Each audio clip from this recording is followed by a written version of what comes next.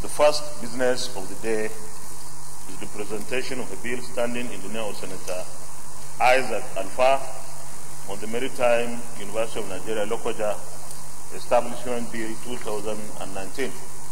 Mr. President, you may wish to invite the Clerk of Senate to read the short title of the bill. Clerk of Senate.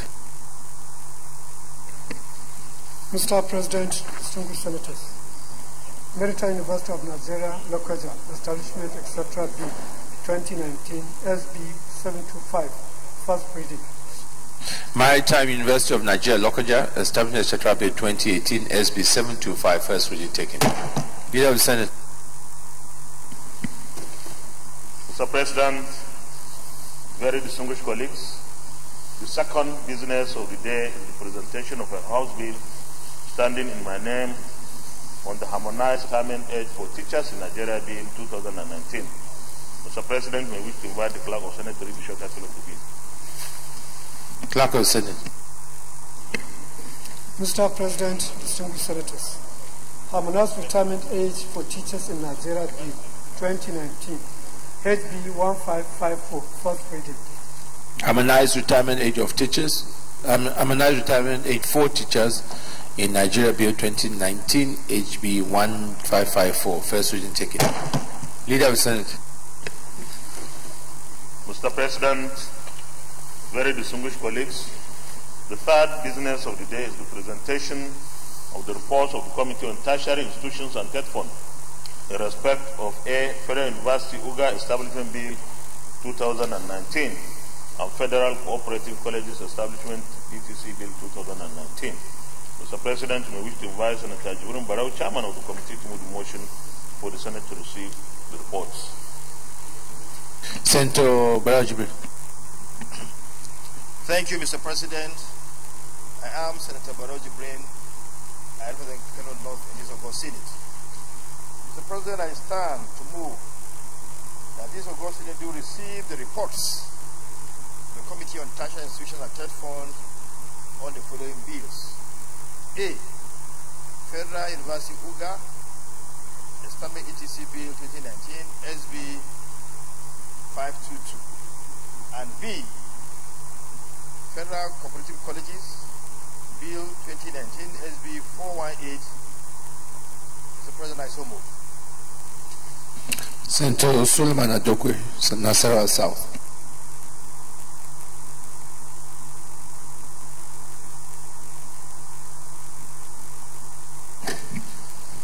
Mr. President, distinguished colleagues, I second the motion duly raised.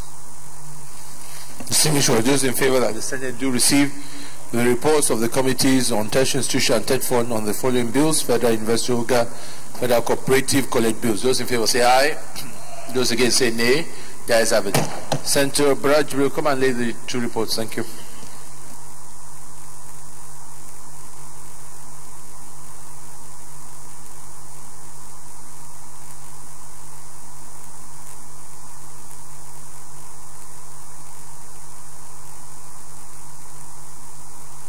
Leader of Senate. Mr. President, very distinguished colleagues, the fourth business of the day is the presentation of the report of the Special Joint Committee on Establishment of the National Assembly Legislative Museum and Archives. Mr. President, you may wish to invite Senator Fatima Raji Rasaki, Chairman of the Committee, to move the motion for the Senate to see the report. She is not here. Is anybody? Okay, Mr. President, Amuda will stand down the consideration of this item on the order paper till another legislative bill. And so move. President, I second the motion that will stand down the motion until the next legislative day. Distinguished, those in favor of the motion say aye. Those against say nay. The ayes have it. So that's down to another legislative day. Leader of the Senate. Mr. President, very distinguished colleagues, the first order of the day is a motion requesting the Senate to consider the request of Mr. President C&C for the confirmation of the nomination of Honorable Omola Omolola Abiola Edeu for appointment as the Executive Director, Cooperative Services Nigeria Deposit Insurance Corporation, NDIC, in accordance with Section 5 of Section 4 of the NDIC Act 2017. Mr. President, distinguished senators, the purpose of this motion on the order paper is for the request of Mr. President C&C to be referred to the relevant committee for further legislative action. I therefore move that the Senate do consider the request of Mr. President C&C for the confirmation of the nomination of Honorable Omolola Abiola Edeu for appointment as the Executive Director, Cooperative Services, Nigeria Deposit Insurance Corporation, NDIC. I so move. Mr. President, distinguished colleagues, I second the motion as moved by the Senate.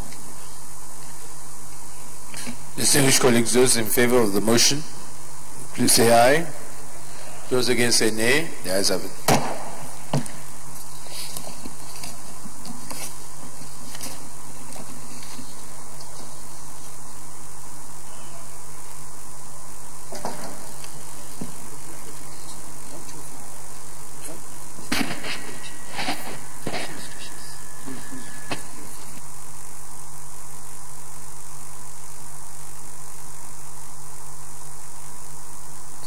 Okay, this is referred to Committee of Banking.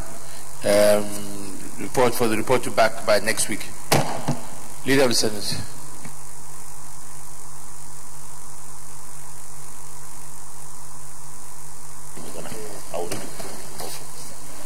Mr. President, very respected colleagues, the second order of the day is the presentation and consideration of the report of the Committee on Special Duties on the screening of the following persons for appointment as chairman and members of the governing board of the Northeast Development Commission, NEDC. The nominees are 1. Major General Paul Tarfa, retired chairman. 2. Mohamed Goni Alkali, MD, CEO. 3. Musa Umar Yashi, Executive Director, Humanitarian Affairs. 4. Mohamed Jawa B, Executive Director, Admin and Finance. 5. Omar Mewada Mohammed, Executive Director, Operations. 6. Honorable David Sabo Kenti, Member representing Northeast Zone. 7. Asma'u Mayeka Mohammed, Member representing Northwest Zone. 8. Honorable Benjamin Tile Adayi, Member representing North Central Zone. 9. Honorable Olowale Oshun, Member representing Southwest Zone. 10. Dr. T.E.O. Ekechi, Member representing Southeast Zone. And 11. Mr. Obasuke McDonald, Member representing South-South Zone. Distinguished senators will recall that the request of the presidency was referred to the committee on Thursday, the 17th day of January 2019. Mr. President, you may wish to invite Senator Abdulaziz Nyako, chairman of the committee, to move the motion for the presentation and consideration of the report. Senator Nyako.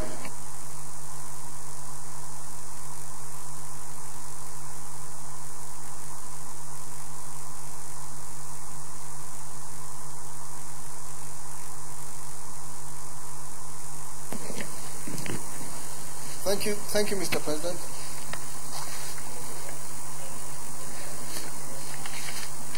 Move the motion.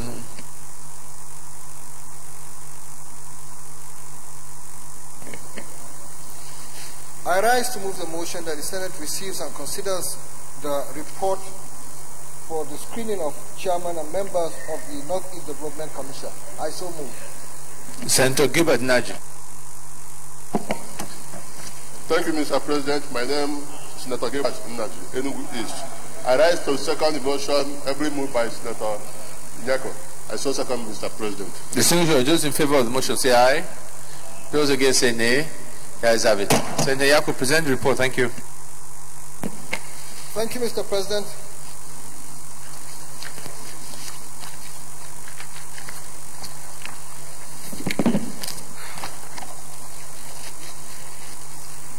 The Senate at its plenary session held on Thursday, 17, 2019, considered the request by Mr. President, Commander-in-Chief of the Armed Forces of the Federal Republic of Nigeria, for the confirmation of the nomination of nominees for appointment as chairman and members of the Northeast Development Commission. I refer same to the Committee on Special Duties for Legislative Action. The nominees were invited. Members, those that were invited were Major General Paul Tralfa, Chairman, Mohammed Goni Al-Kali, Musa Umar Yashi, Mohammed Jawa, Umar Mewada Muhammad, David Sabo Kente, Asmao Eka, Muhammad Benjamin Tile Adanyi, Honorable Olawale Oshun, Dr. T.E.O. Ekechi, and Mr. Obasuki McDonald.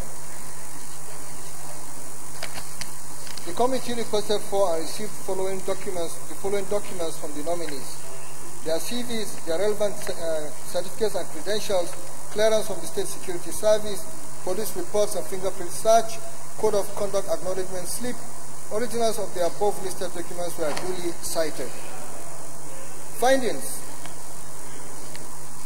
Major General Talfa was born on the 6th day of August 1941 in Garkita, Gombe, Adamawa State. He went to Yola Middle School in 1961, and he went to the Nigerian Military Training Center, Kaduna, in 1962. I'll take that again, sir. He obtained his WASC from the Yola for WAEC school leaving certificate in 1961 from Yola Middle School, and went to the Nigerian Military Training Center, Kaduna, in 1962. He started his military career in 1962 and retired in 1998. He was the commandant of the Nigerian Defense Academy. Mohammed Goni Al-Kali. Mohammed Goni Al-Kali was born in Kukawa on the 12th day of February 1960. He attended the Bayero University in Kano. He bagged the first class honors from the same university in 1983.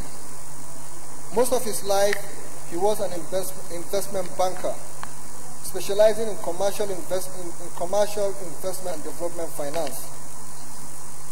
Musa Umar Yashi. Musa Umar Yashi was born in Al-Aleri on the 1st of January 1957. He studied political science in the University of Sokoto from 1979 to 1982, where he obtained a BSc in political science. Most of his life he was in the civil service. He was a member of the Federal Civil Service and rose to the level of a director. He spent most of his career within the presidency. He retired on the 1st of January 2010. Mohammed Jawa Gashwa was born in Bade local government area of Yobe State on the 3rd day of October 1954. He obtained a BSc from the Ahmadu Bello University in 1986. He joined the Yobe State Civil Service and rose to become the Auditor General of Yobe State, and he retired in October 2012. Umar Mewada Muhammad was born on the 14th of November 1956 in Bajoga, Funakai, local government area of Gombe State. He attended Government Secondary School, Gombe, from 1970 to 1974, Ahmadu Bello University from 1974 to 1978, and obtained BSc Agriculture and MSc from Allied Hydrobiology and Fisheries University and Fisheries from the University of Jos in 1980. He started his career with the Ministry of Agriculture and Natural Resources from Bauchi State in 1979. He was a director, Environmental Quality Control, National Environmental Standard and Regulations Enforcement Agency from 2007 to 2012. He was a member of many ad hoc committees. David Sabo Kente was born on the 3rd of March 1965 in Ukari, local government area of Taraba State.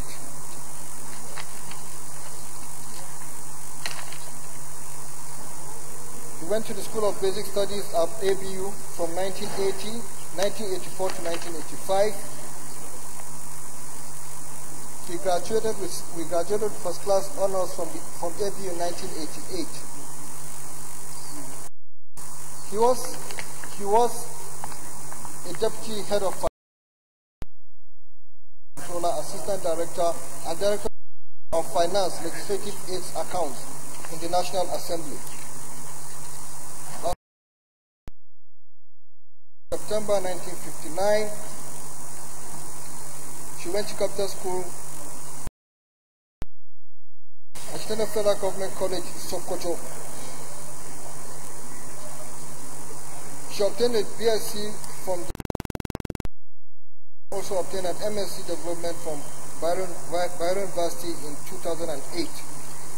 She spent most of her life, most of her career in the Ministry of Internal Affairs, and she went also to the Ministry of Finance. She retired from the Ministry of Finance from the Debt Management Office in 2017 as a director. Right Honorable State in Makurdi, Benue State.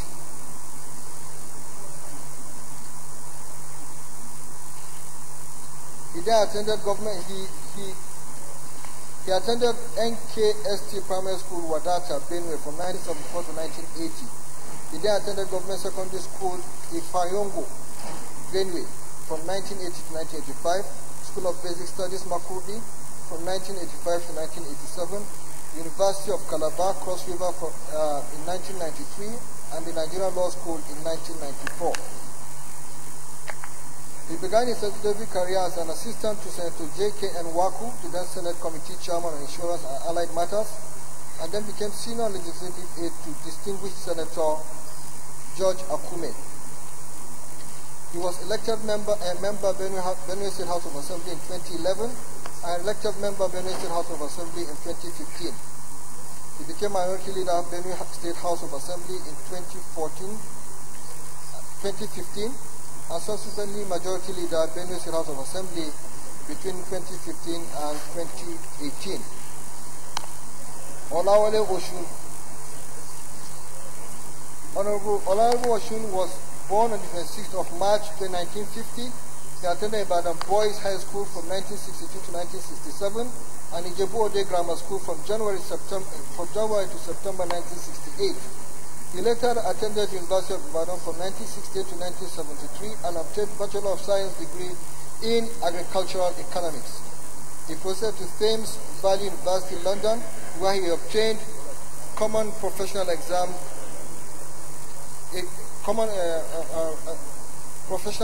certificate in law in 1999. He did his national youth service with the Ministry of Justice, of Industries. He became an honorable member, Constituent Assembly in 1988 to 1989, and subsequently honorable member and chief whip, House of Representatives between 1992 to 1993.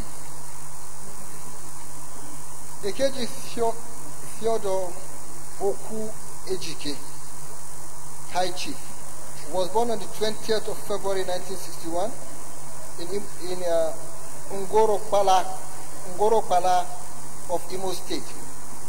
He attended United Christian Secondary School at Apapa, Lagos State between 1976 to 1981. He obtained BSc in Marketing Management at the University of Nigeria, Nsukka, and later obtained an MBA from the same university in 1988.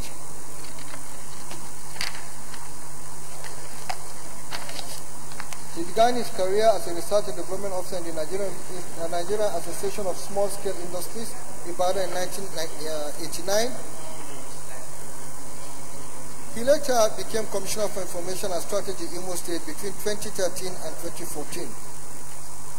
Obaseki MacDonald was born on the 5th day of February 1972 in Owan, west of Edo State, Nigeria. He attended Holy Trinity Grammar School, Sabungida Ora, in 1988. He later obtained an LLB from Edo State University, now Ambrose Ali University, Epoma in 1998. He started his career with C.A. Obasuke and spent most of his life in the private sector. Eventually, in 2013, he became Commissioner for Commerce and Industry for Edo State and Commissioner for Arts and Culture Edo State between October 2015 to November 2016. He is currently the Managing Director of Modami Global Services, Benin City, Edo State. Observations and recommendations. The committee observed that the people recommended by the presidency to be members of Northeast Development Commission Board are from diverse backgrounds, ranging from military, legislative, private sector, and civil service. The committee further observed that all members had the prerequisite background knowledge and experience in their various fields. There was also a good blend of age. The criteria of the six geopolitical zones was also met. The committee therefore recommends that the Senate confirms the nomination of the underlisted persons as chairman and members of the Northeast Development Commission Board. They are Major General Paul Talfa, retired, chairman; Mohammed Goni Al-Ali, MD; Musa Umar Yashi, Executive Director Humanitarian Affairs; Mohammed Jawa, Executive Director Admin and Finance; Umar Mewada Mohammed, Executive Director Operations; Honorable David Sabo Kente, Member representing Northeast, that is Director representing Northeast Zone; Asmaume Eka Mohammed, Director representing Northwest Zone; Director Honorable Benjamin Tile Adanyi, Director representing Northeast Zone, North Central Zone; Honorable Olawale Oshun, Director representing Southeast Zone; Dr. T.E.O. Ekechi, representing Southeast Zone, and Mr. Obasuke McDonald, representing South-South. The committee wishes to thank the Senate leadership and fellow colleagues for the opportunity to serve in this capacity. Thank you, Mr. Chairman, and God bless. Yes, Senator Bintamasi.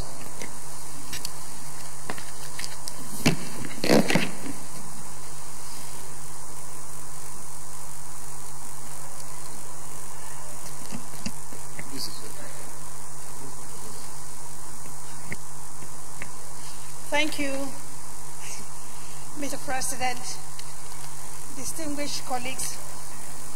My name is Bintamasi Garba, representing Adamawa North Senatorial District.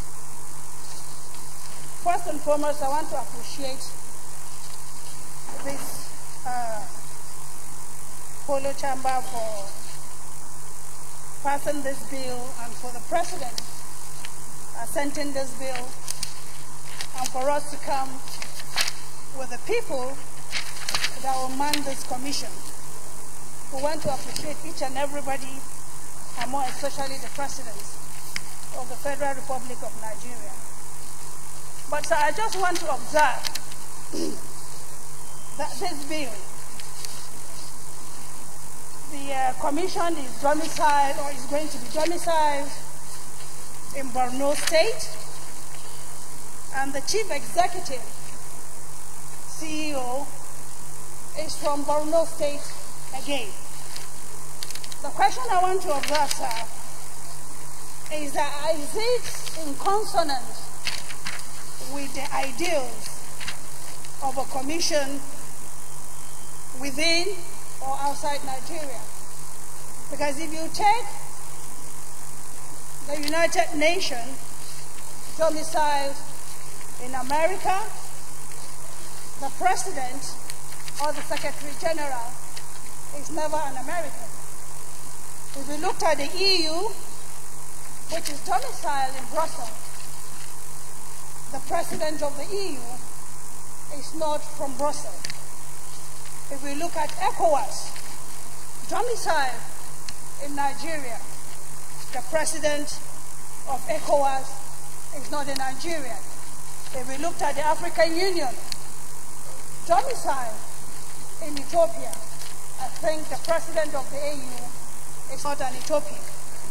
But here we are, even with the NDDC, that we have domicile in Rivers. I think the chief executive is not from Rivers State. But I don't know what must have brought the reason why this commission, which is domiciled in Borno State, and the chief executive is from Borno State. But I think we need to get some clarification on that. So that I think, because I remember most of the members from the northeastern part of Nigeria that are senators are the ones that came out about this bill, and I don't think in anywhere where we said, I think there was a contention on this chamber where late Wakil, Senator Wakil, was practically asking that this commission should be domiciled in Bauchi State, being the capital of the northeastern Nigeria. But again, he was overruled, and again, we allowed it in Borno State. But I just needed to get a clarification so that we can be on the same page and we cannot go contrary to that which has been the tradition or the custom as it is enshrined in our Constitution. Thank you very much, sir. Senator Nyako, you want to respond to that, please? Yes, sir, it's a very good observation. And I'm happy that Senator Binta Masi brought up this aspect. So you might wish to recall that in our own Senate bill, we left it open. And I think during the hearings that we had, we agreed that if the headquarters should be in Borno, then somebody else should be the MD. Unfortunately for us, when we went and we had our conference with the House, since it was a matter of vote, there were more of them that were inclined to the MD coming from Borno. It was the House bill. It was the House bill that came with zoning in the within the states. You understand what I mean? With the states of the Northeast, it was the House bill that came with that. The Senate bill did not have that aspect. Then when they now came, they now overwhelmed us with their votes. And it was a conference. Their votes too were carrying the same weight as ours. So we had to now succumb to them in the spirit of democracy. And that was how we ended up with that. I hope I've answered your question, Tim. No, that is another aspect. We'll sort out. I can put in my own... Let's finish this, Tim. Let's finish this, Tim.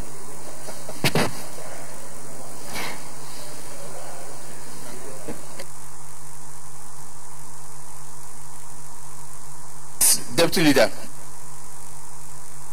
Thank you very much, Mr. President, and my distinguished colleagues. Let me first of all start by saying that the observations raised by Senator Binta are valid to the extent that they relate to international organizations. However, certain peculiarities will dictate certain administrative and political actions that will be in conformity with the desired intention of an administration. Two things stand clear. What way the Senate and the House to agree on the siting of the Commission headquarters in Borno was because, as at that time, and it still remains the position, that the entire country associated the beginning of this insurgence to Borno State. Having done that, sir, aware of the fact that the most affected area next to Borno is Adamawa and Yobe, in that order. You can see in the selection of the chairman that Major General Paul Tarfa, I'm absolutely sure, is from Adamawa. Well, and the choice of Mohammed Goni Al-Kali is first of all based on the assumption that certain convenience will be needed for the quick establishment of that headquarters and its running. And therefore, if you put somebody who will be home, who will be in a position to galvanize all the required logistics to put the headquarters in place and running with the least inconvenience, it beholds on the choice of Mohammed Goni Al-Kali as the MDCO to come from Borno. So there are two distinct issues here, sir. Distinct and distinguishable. What swayed the Senate and the House to cite the headquarters in Borno is entirely a legislative action. What swayed the appointment of Mohammed Goni Al-Kali as MDCO is equally the action of the executive, sir. And I was thinking that in the spirit of cooperation and separation of powers, we will respect the position taken by the executive in respect of this to reciprocate their own position they have taken to agree with the legislature in citing the headquarters of this establishment in Borno. And I think these are the basic reasons why we have what we have before us. So I thank distinguished Senator Binta for that, but I would like to go further. And I'm happy that distinguished Senator Ike Ekweremadu is here. When you talk of insurgency, sir, it's transnational. And in international public law, there is what is referred to as lex lexitus and lex domicili. These are factors that will inform certain decisions. And I am sure my brother and friend, distinguished Senator Ike Ekweremadu, the Ikoha one, will understand what his brother, Senator Nala, is trying to say about this matter. So thank you very much. I urge my colleagues to accept that position. Thank you very much. Leader. Thank you very much, Mr. President. Mr. President, very distinguished colleagues, let me congratulate this Senate, indeed the National Assembly, for passing this bill, and of course congratulate all of us, including the other side of government, for reaching this position. Mr. President, distinguished colleagues, the people nominated here, from the chairman to the last person representing the South-South, are people that are eminently qualified, very experienced, and are prepared to hit the ground running.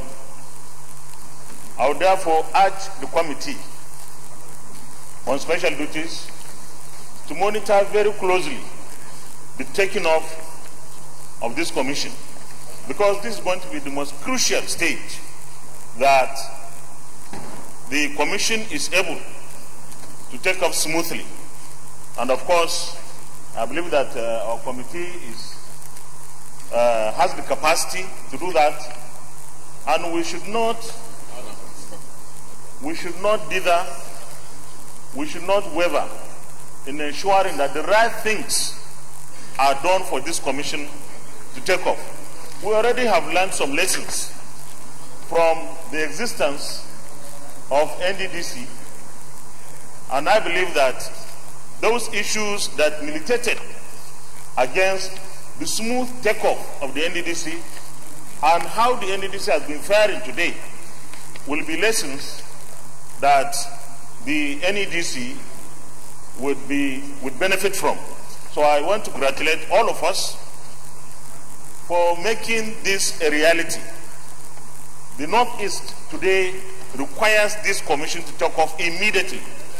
I believe that we will not waste any time, so would the executive not waste any more time in ensuring that the takeoff is initiated as soon as this bill the nominees are sworn in. Thank you very much, Mr. President and distinguished colleagues.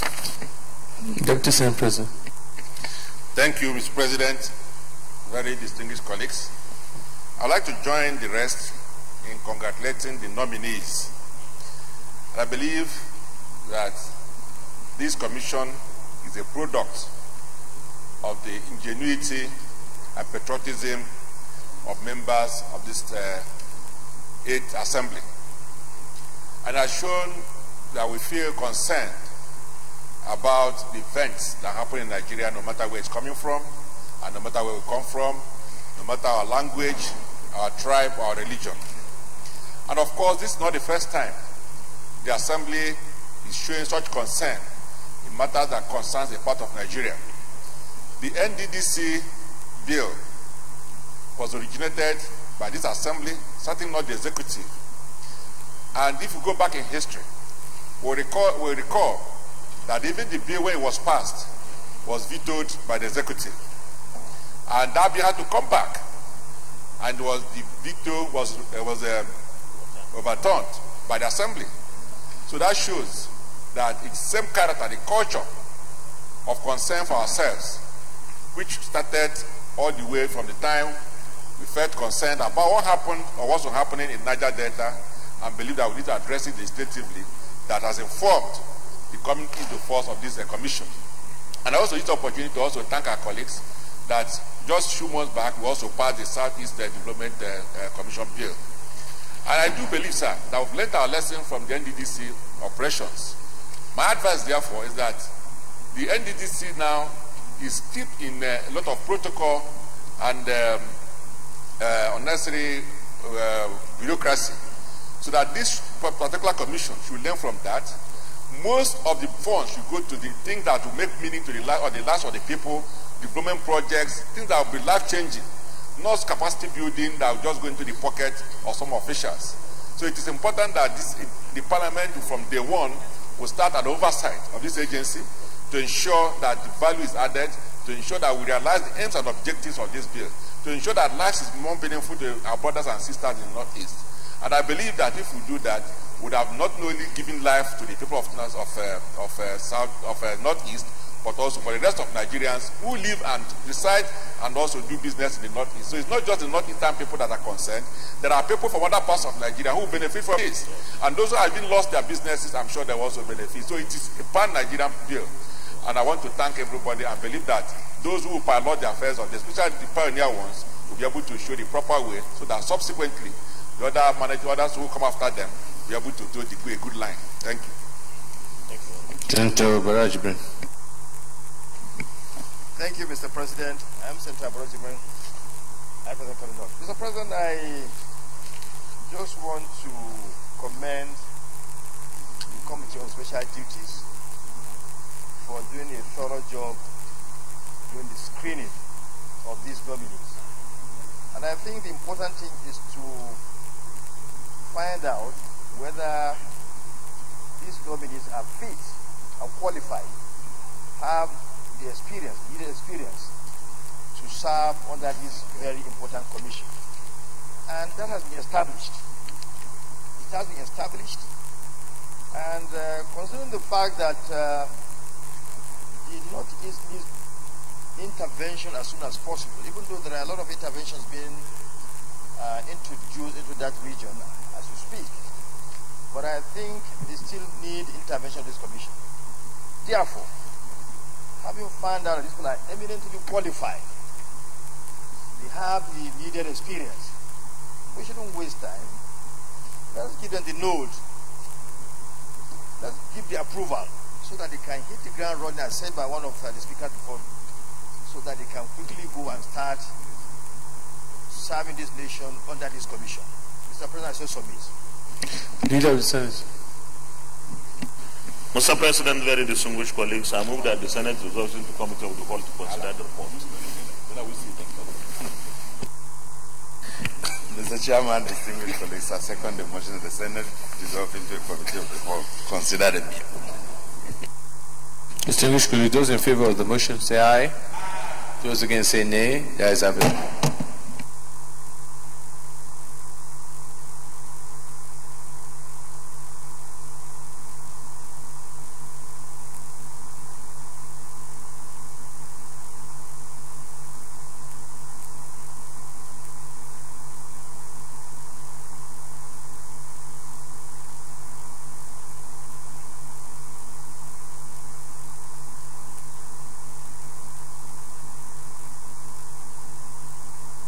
Any other comments? If not, we put the question.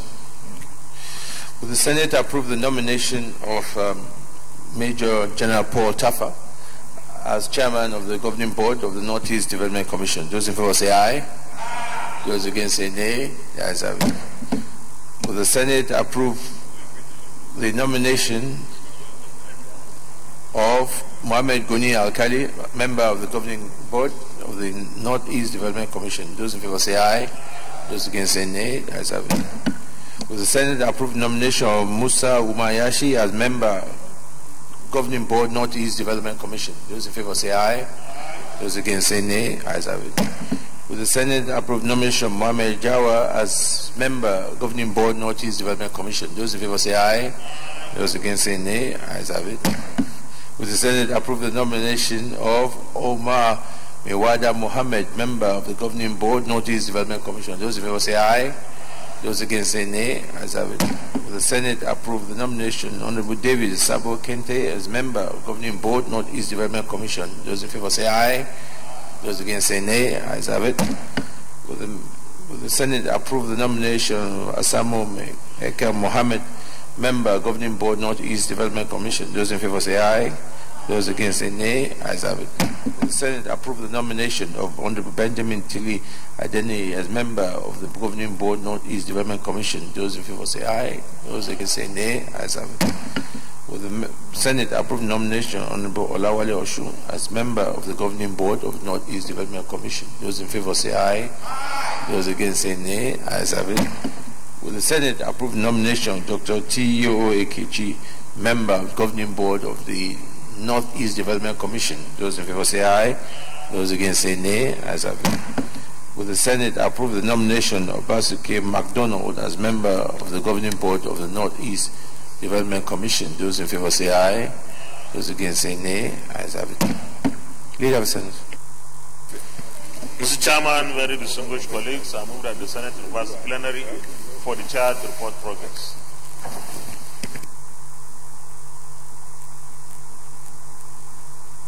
Distinguished colleagues, those in favor of the motion say aye.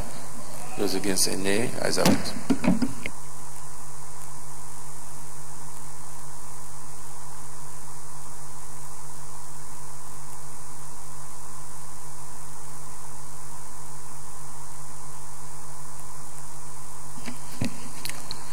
Distinguished colleagues, the Senate, in the Committee of the Whole, consider the report of the Committee on Special Duties on the screening of Mr. President nominees for the appointment as chairman and members of the board of the Northeast Development Commission, and approve the nomination of Major General Paul Taffa, retired chairman, Mohammed Goni Al-Kali, MD CEO, Musa Umayashi, ED Humanitarian Affairs, Musa Jarabi, ED Admin and Finance, Omar Mewada Mohammed, ED Operations, Honorable David Sabo Kente, member representing Northeast Zone, Samu Meaika Mohammed, member representing Northwest Zone, Honorable Benjamin Tilly Adani, member representing North Central Zone, Honorable Lawale Oshu, member representing Southwest Zone, Dr. T.U. Ekechi, member representing Southeast Zone, Obasuke McDonald, member representing South Zone, as chairman and members of the board of Northeast Development Commission. Is this a true reflection of what transpired in the Committee of the Whole?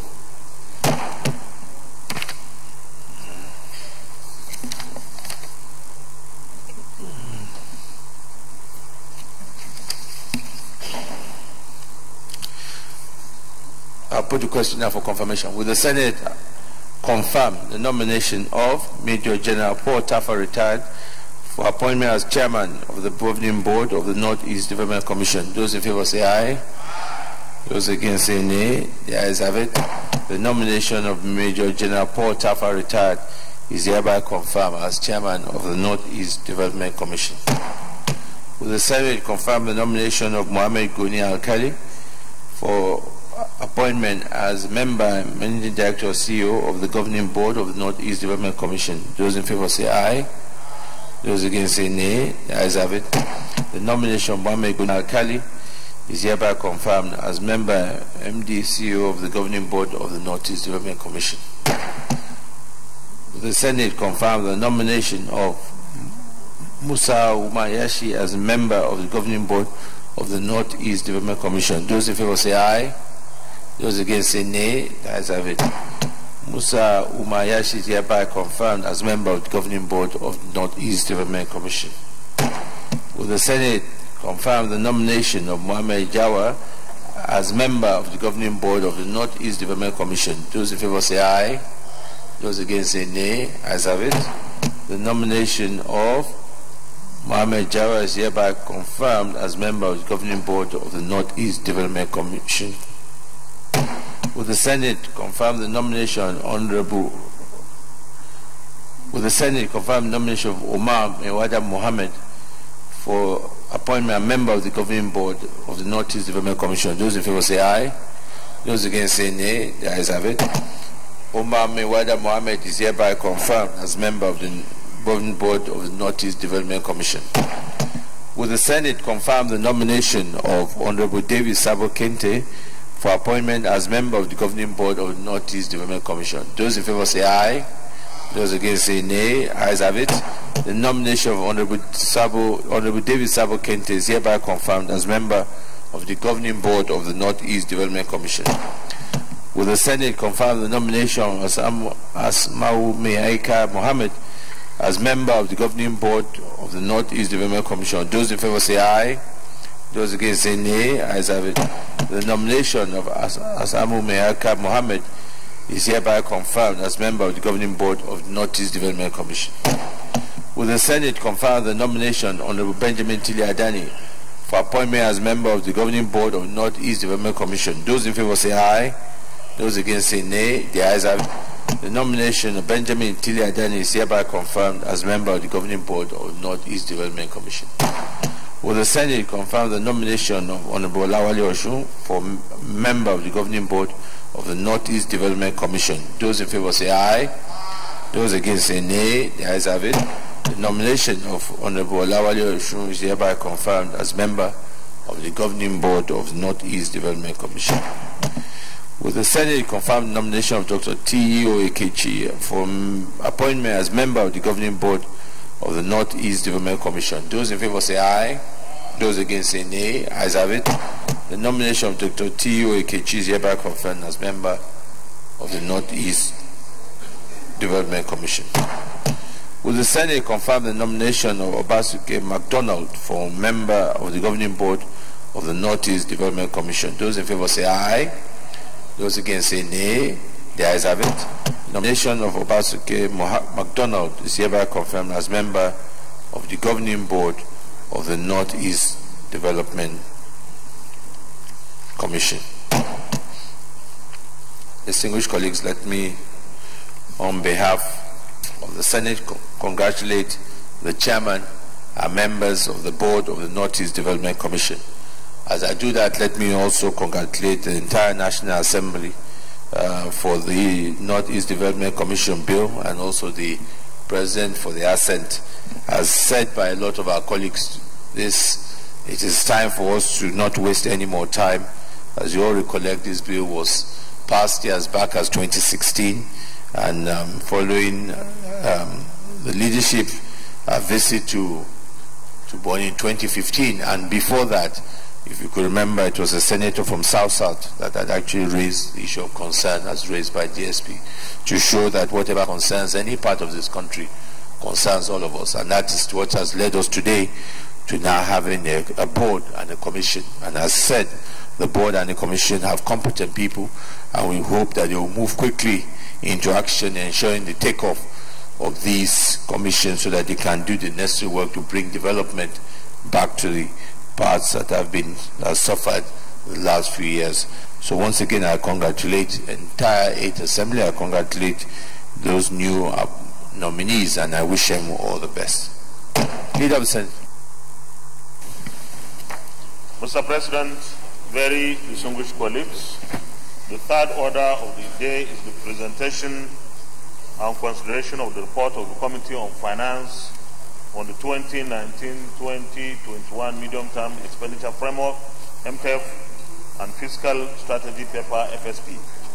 Distinguished senators will recall that the request of Mr. President CNC on 2019-2021 Medium-Term Expenditure Framework and Fiscal Strategy Paper was referred to the committee on Wednesday, the 13th day of March 2019. Mr. President, you may wish to invite Senator John Owano to move the motion for the Senate to receive and consider the report of the committee. John. Mr. President, my name is John Owano, Cross River Central. Mr. President, may I move that the Senate do receive and consider the report of the Committee on Finance on the 2019-2021 medium-term expenditure framework and fiscal strategy paper in accordance with the Fiscal Responsibility Act 2007. I so move. Senator Wow.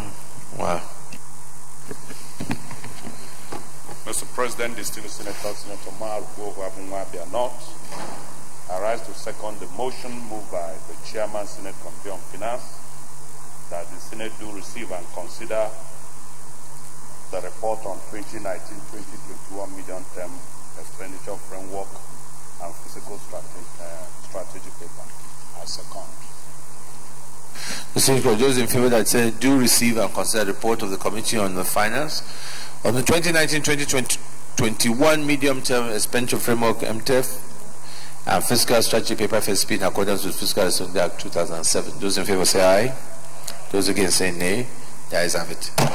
So John, then you come and lead the report and then present.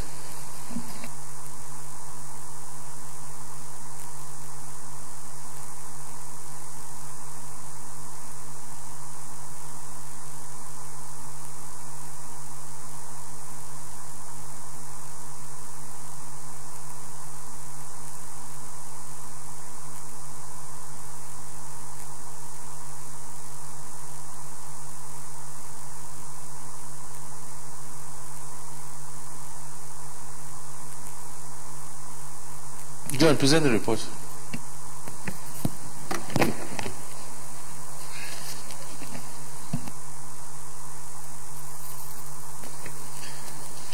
The report of the Committee on Finance on the 2019-2021 medium-term expenditure framework and fiscal strategy paper.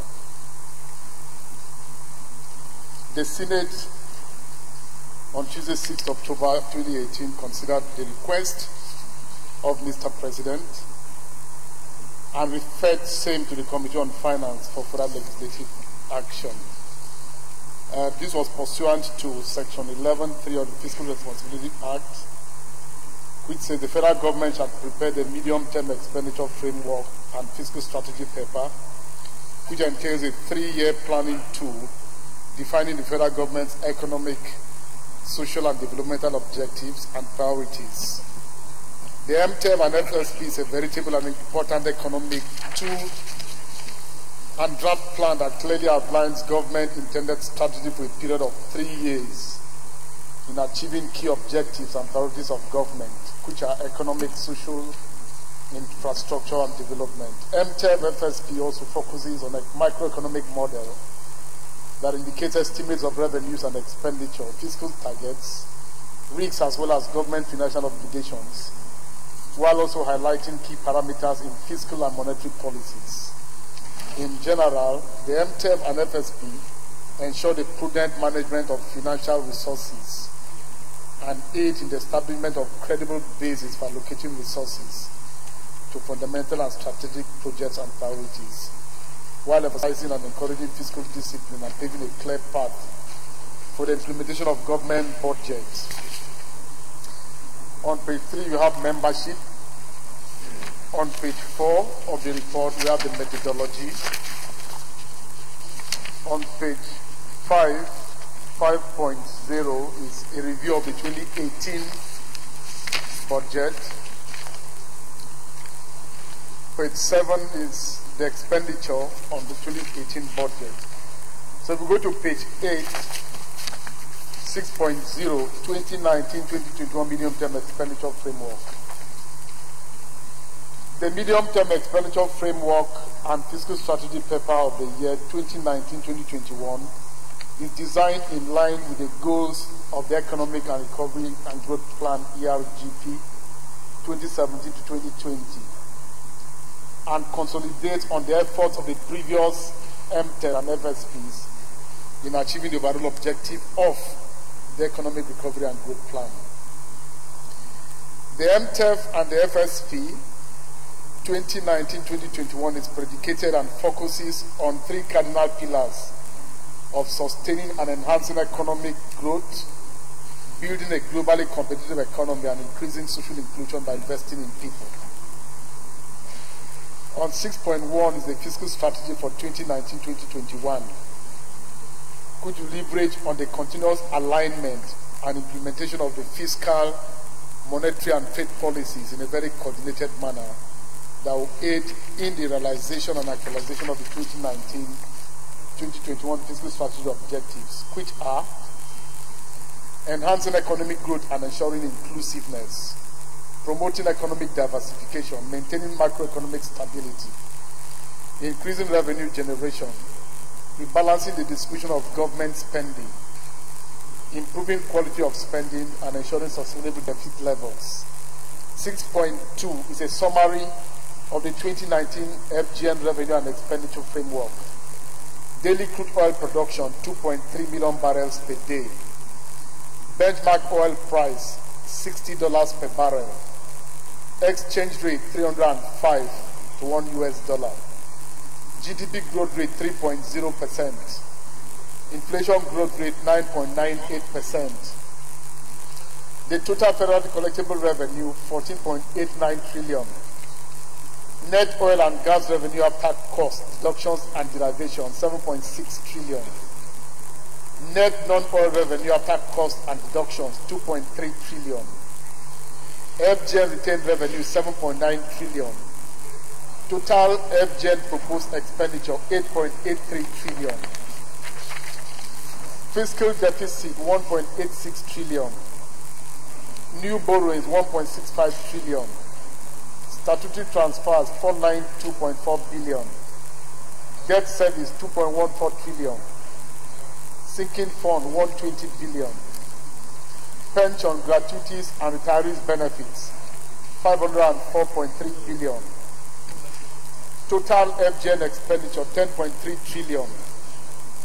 Total recurring non-debt, 4.72 trillion. Personnel cost, 2.29 trillion. Capital expenditure, exclusive of transfers, 2.86 trillion.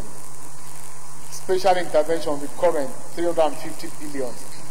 Special intervention capital, 150 billion. Committee recommendations on key assumptions. 7.1 crude oil production.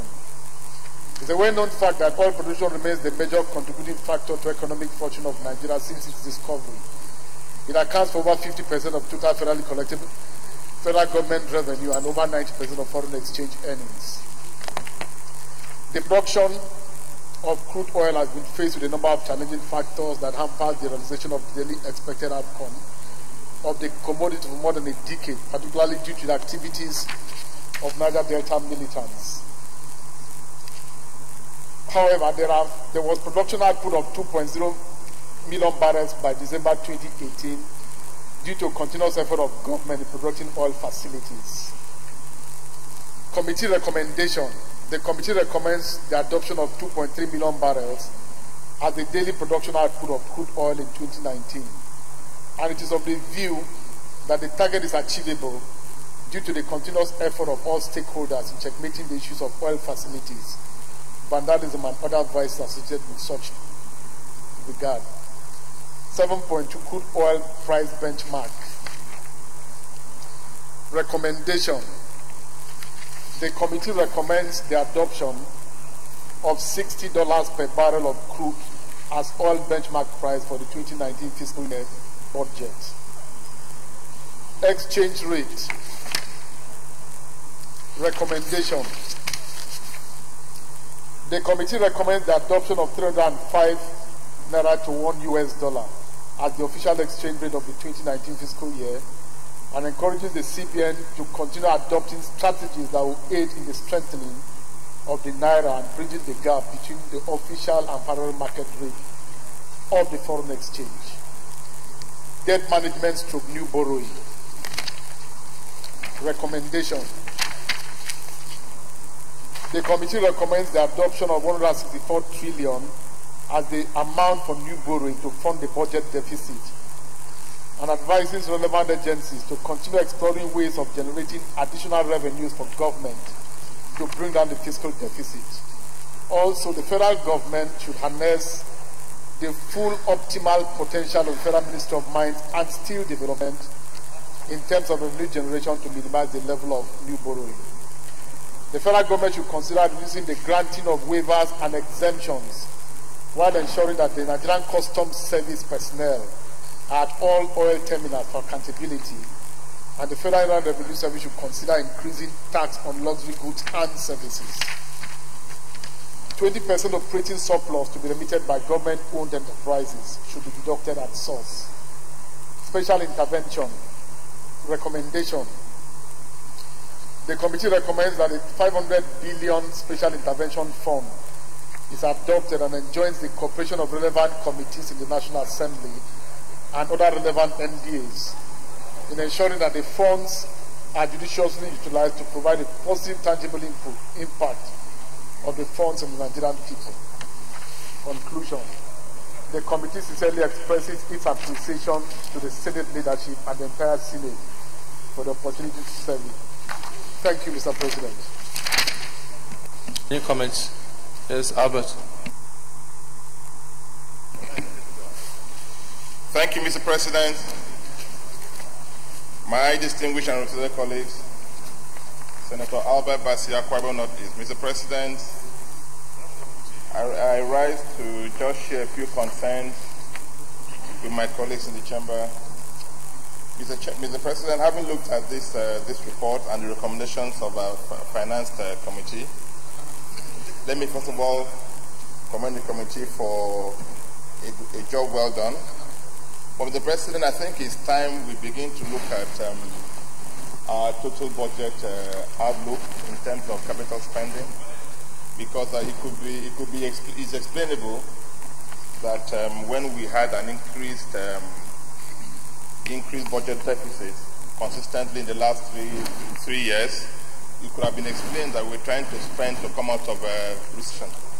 But the President is, by the time you look at the report of the Debt Management Office, where the total borrowing currently stands at about 24 trillion, and having to spend almost 50% of our earnings to service this borrowing, I believe that, based on these reports and the various projections that we have seen over the last couple of months, where we are projected to be growing our GDP by almost about 2% annually, I think it's time for us to now begin to look at how can we now bring down the deficit by either two things, Mr. President. It's either we begin to reduce our capital expenditure to focus on completing most of the ongoing programs of government, or by even tinkering, Mr. President. There's nothing wrong in tinkering with the benchmark of all benchmark by even $2 or $3, considering the positive nature of oil pricing, in the global market. I think it's time we begin to look at those things with the President, because by the time the budget for 2020 is coming to this Assembly, we'll have another medium-term expenditure framework. So I think as the National Assembly, it is good we look at those areas that will lead to stability. We're already having threats and caution by international monetary funds that we should begin to look at how we should review the current dual exchange rate policy of government, owing to the fact that we spend billions and trillions of naira to stabilize our naira. So these are some of the things very fundamental that we as a National Assembly and as the Senate should begin to look at to assist the executive, because once this is passed, it becomes the law of the land, Mr. President. So that's my only little contributions in that regard. Thank you, Mr. President. Any other contributions? Leader.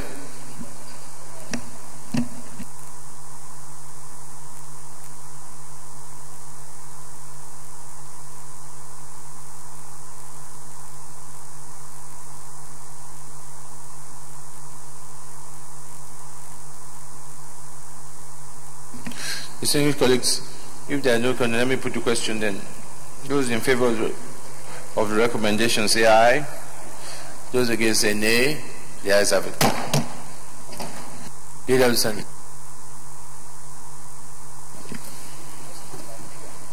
Mr. President, very distinguished colleagues, the fourth order of the day is the consideration of the report of the Technical Committee on the Decline Assent to Bills by Mr. President C&C of the Armed Forces of the Federation. Mr. President, you may wish to invite Senator David Umaru to move the motion for the Senate to consider the report of the committee.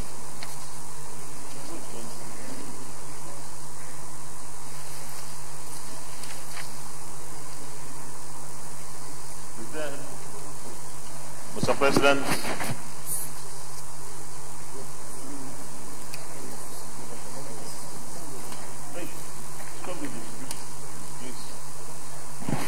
Mr. President, Senator David Umaru is not around. I will therefore move that we stand down the consideration of this report till another legislative day.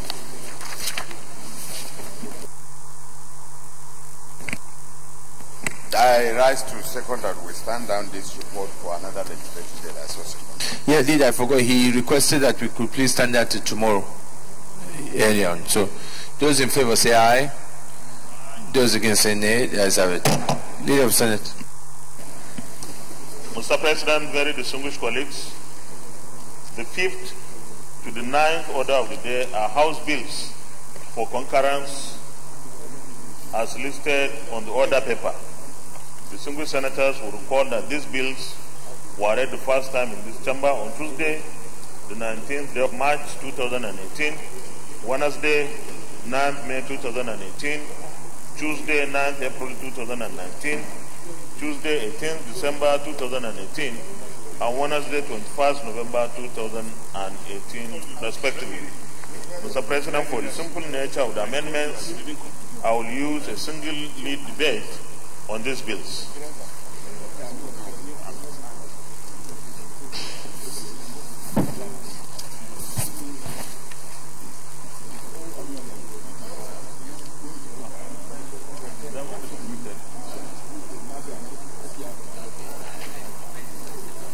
Concurrence.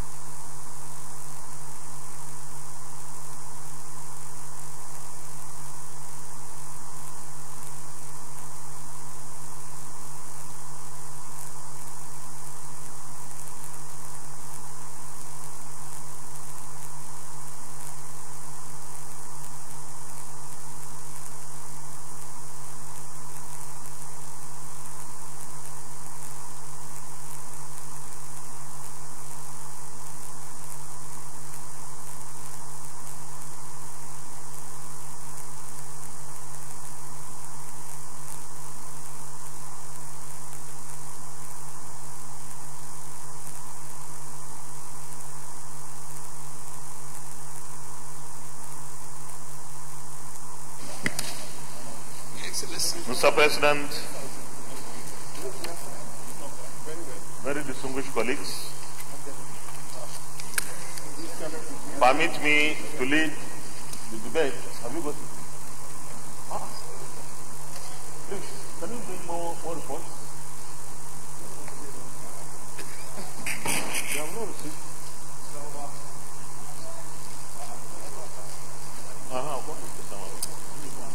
Are you ready?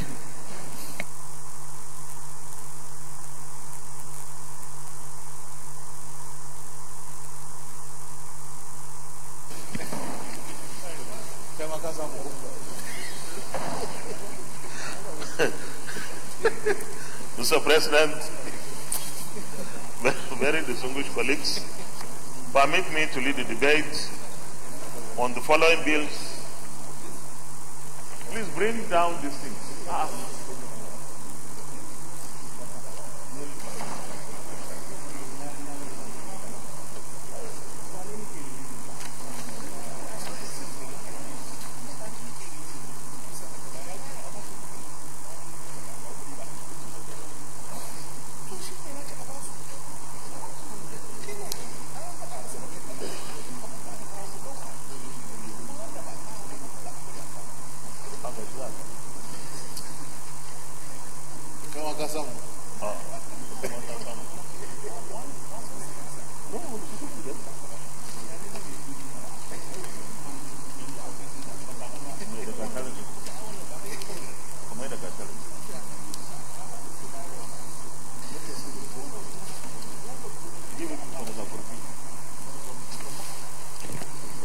Mr. President, very distinguished colleagues, permit me to lead the debate on the following bills from the House of Representatives for the concurrence of the Senate.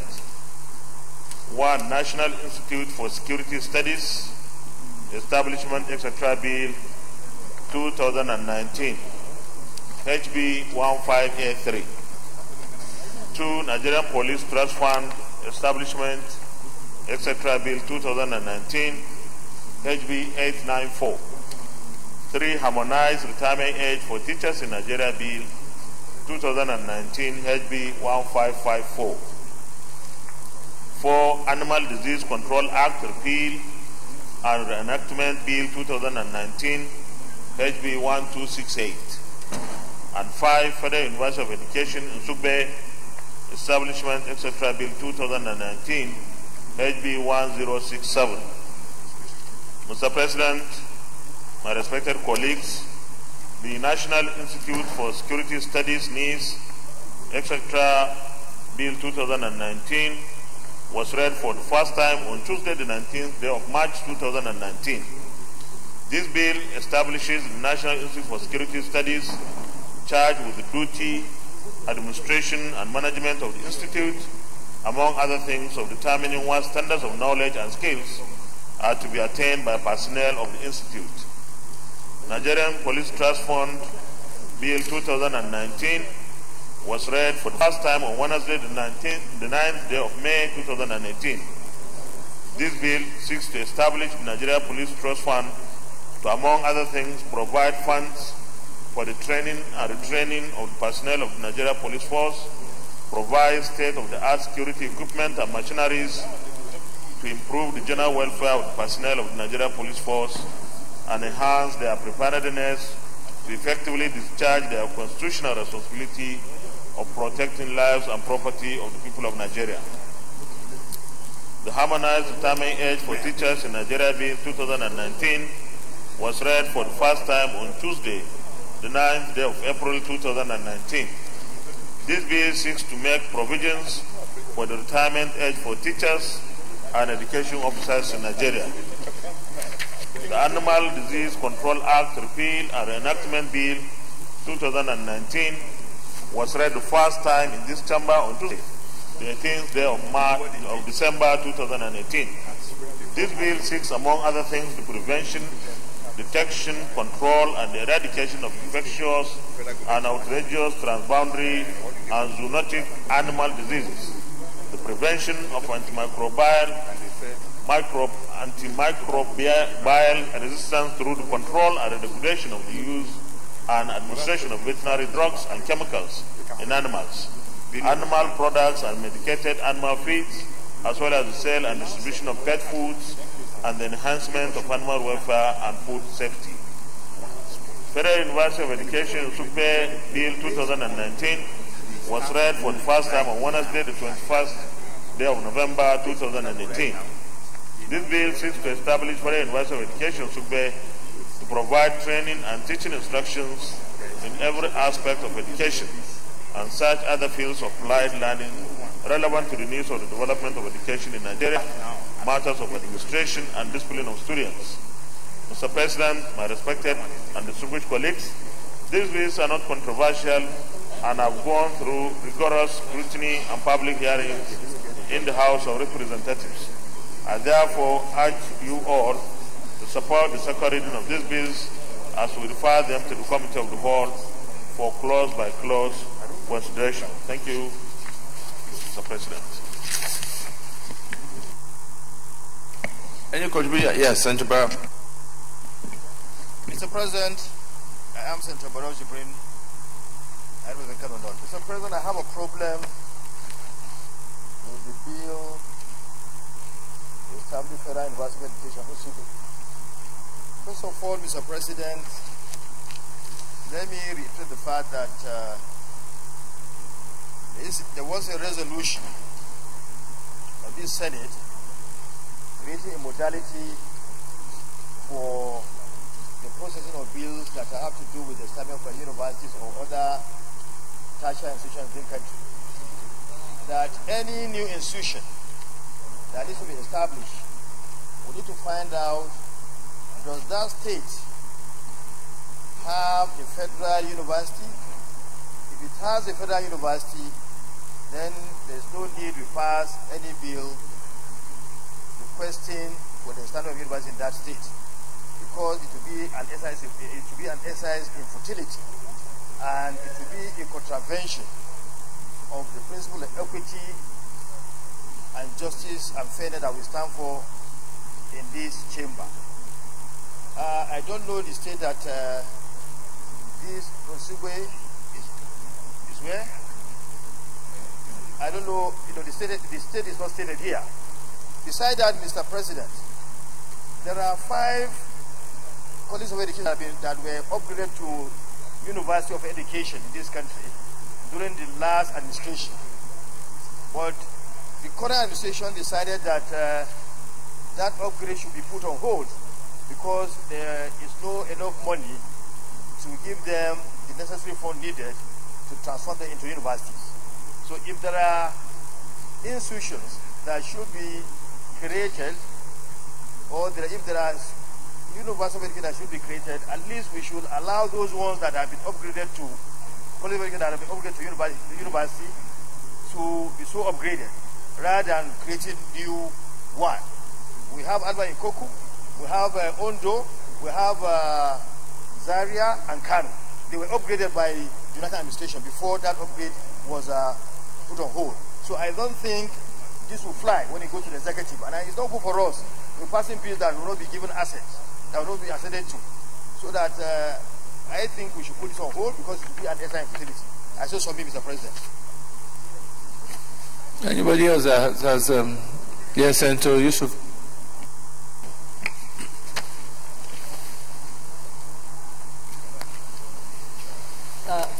Thank you, Mr. President. My name is Yusuf Abubakar Yusuf Karaba Central. I just want to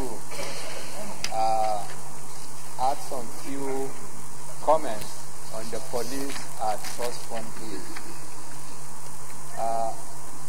Security has become a very, very, very fundamental issue in this country today.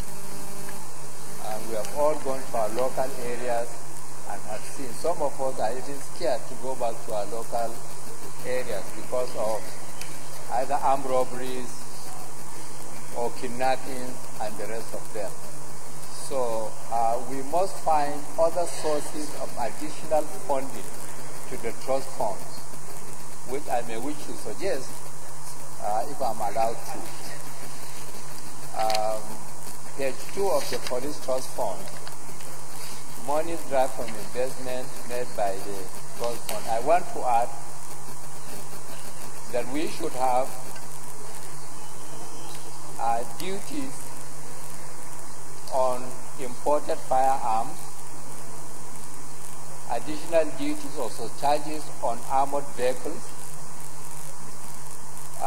surcharge and duties on security equipment, surcharge on firearm licenses, etc. I thought, this will boost the funding because that is what is fundamental. Police has been complaining they are not funded at all, or they are limited funds.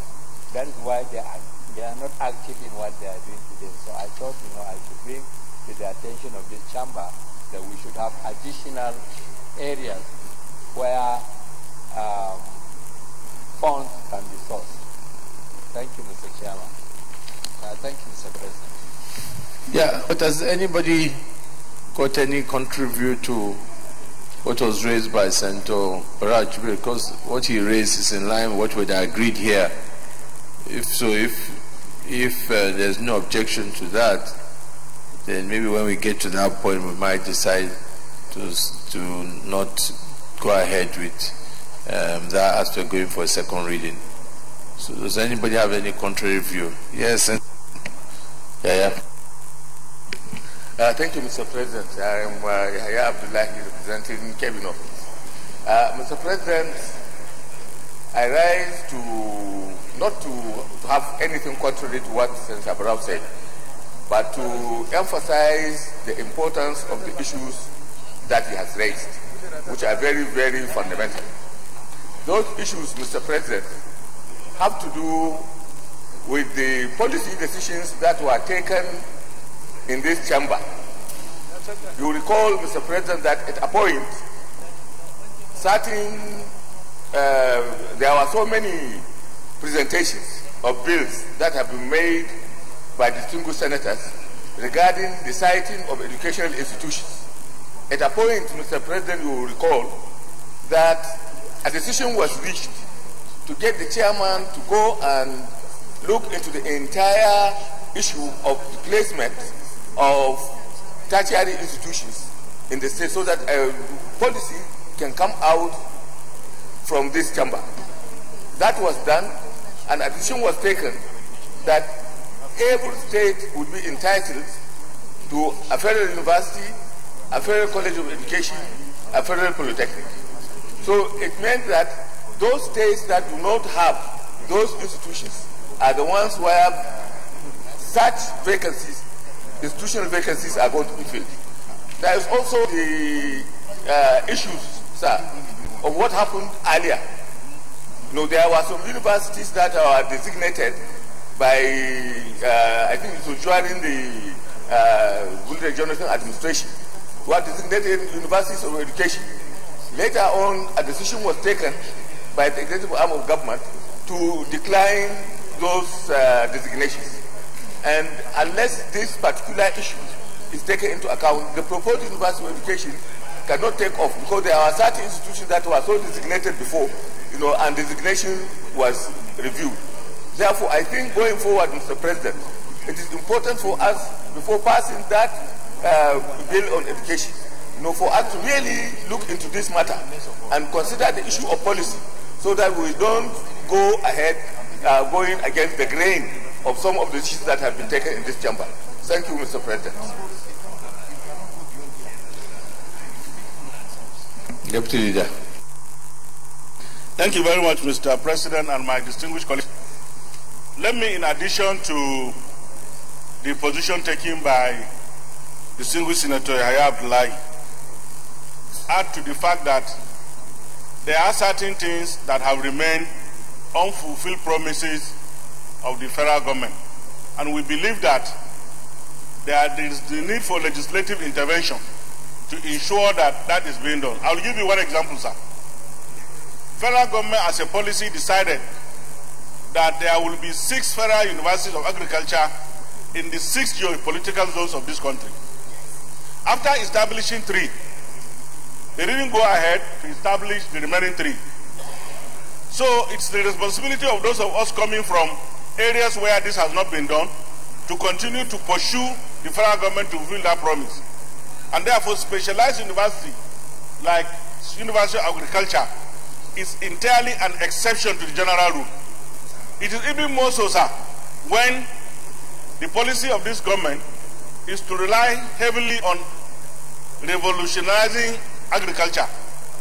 So it therefore means that specialized institutions are exceptions to the general rule that says that only one university will be established in each of the states of the federation. Federal government itself had made it clear that we will build 6 federal universities of agriculture in the 6 geopolitical zones of the country. Omodike has one, Abekuta has one, and I'm sure Senator Gemade, if he's here, will tell you that there is one in Benue. With due respect, sir, as at today, Kebbi State remains one of the mainstay for the government reliance on the production of rice. In addition to that, it is one of the most arable land that we have northwest of the Sahara. So when we pursue the idea of making federal government to fulfill its promise of establishing a federal university in the northwest geopolitical zone, I don't think this will be an overkill.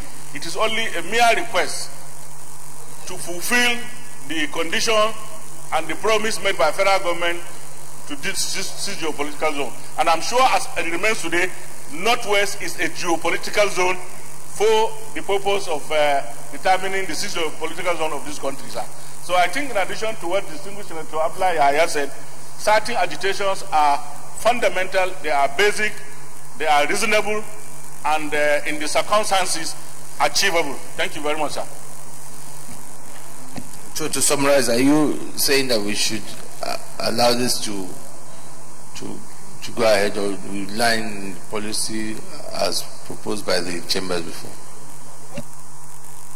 Let me even say that in a country of 180 million Nigerians, approximately,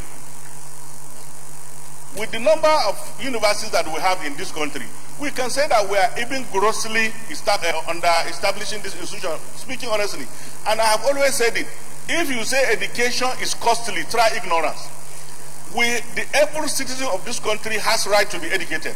Let us educate them, and where there is speciality that requires the production of graduates that do not need federal government to establish, to exist, this Senate has a responsibility to promote that.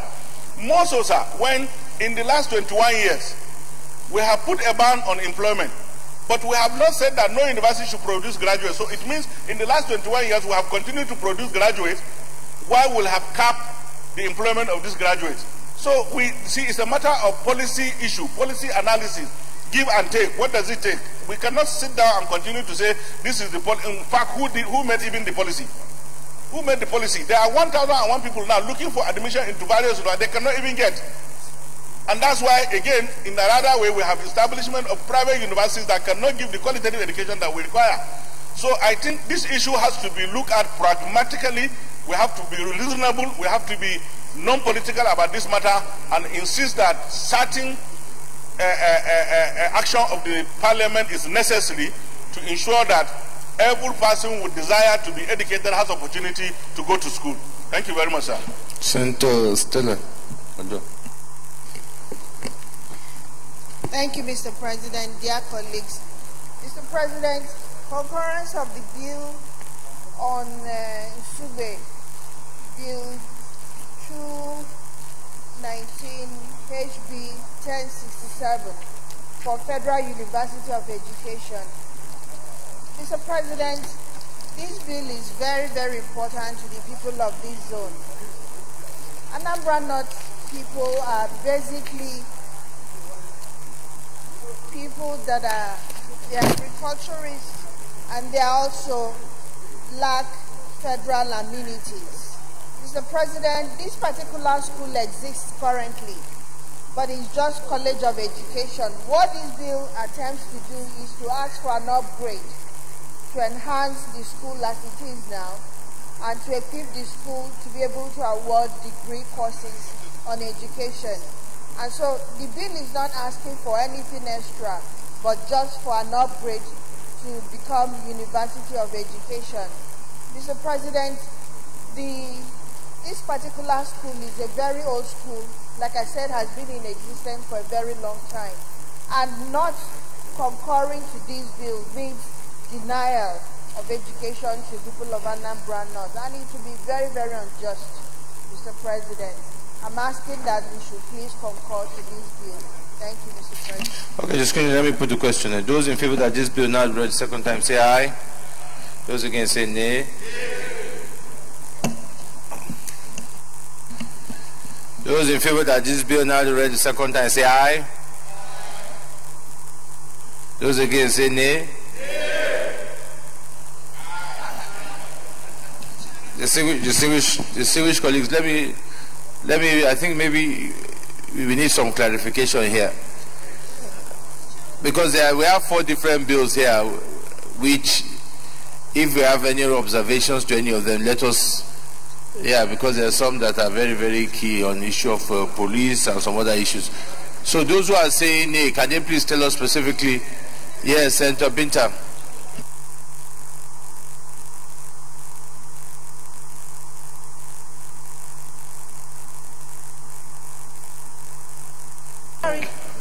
Binta Masi Garba, Adamawa North Senatorial District, Adamawa State. So may I refresh our memories some couple of years ago when I chaired the Committee on Higher Education.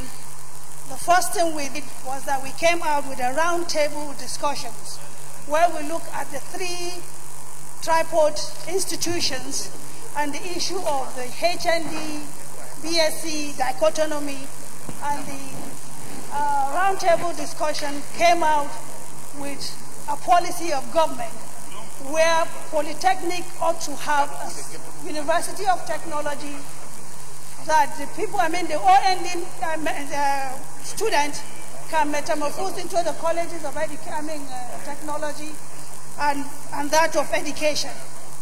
And it was agreed that each geopolitical zone should come out metamorphose 1 polytechnic and 1 colleges of education into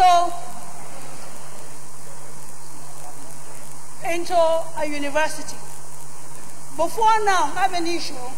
The former president, Olusegun Obasanjo, gave the order to Kaduna Polytechnic and that of Yaba Polytechnic to now become city universities of technology. And with this present administration, it was made mention that 1 university, 1 federal, colleges of education and polytechnic should metamorphose into college, University of Education and that of Polytechnic, University of Technology. And so if each geopolitical zone can come out with 1 of such, and yet the government has not appended, has not ascended to, obviously we need more of those universities, but we have to look at the funding aspect of it. I am in support that most of these universities, so that this dichotomy between the HND and the BSc can collapse to either BSc education or BSc technology, and that's so sadly. But if we have too many on ground and without recourse to the funding, then obviously we are going to have an issue on that. So I think the most important is the funding aspect of government towards those institutions that the government has accepted that it should be, metamorphosed into universities. But if the fundings are not there, and we now over and over, we should allow those that has been earmarked for the assets of government to pass and see the funding first. Then we now go back again to look at the geopolitical zones where such a thing will be repeated. But if those ones now, if we don't take care of the 6 geopolitical zones now, and we're adding more, obviously, sir, we're going to have issue of funding from the government. Distinguished colleagues, I think there's a lot of divergent views on this matter. So maybe it needs more legislative work. Leader, so maybe matter might be advised we stand this issue, this bill down, this University of Education, so there can be more legislative work done by the committee. Yes? So, in line with that, we agree we stand down the bill for Act to establish the Federal University of Education for more legislative work. So I'll now put the question that for the other, there are for the 4 bills now.